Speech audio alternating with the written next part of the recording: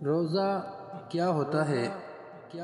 روزہ اسلام کا ایک عبادتی فرض ہے جس میں مسلمان رمضان کے ماہ میں صبح سے شام تک کھانے پینے اور جنسی تعلقات سے پرہیز کرتے ہیں۔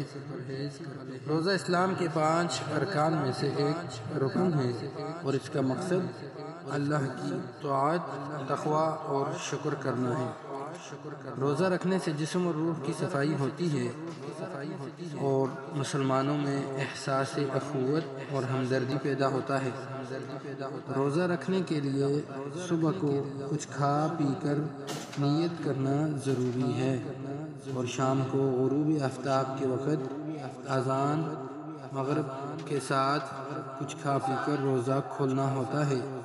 روزہ رکھنے کے لیے مسلمان ہونا، عاقل ہونا، بالغ ہونا اور عورت کا حیض و نفاس سے پاک ہونا شرط ہے۔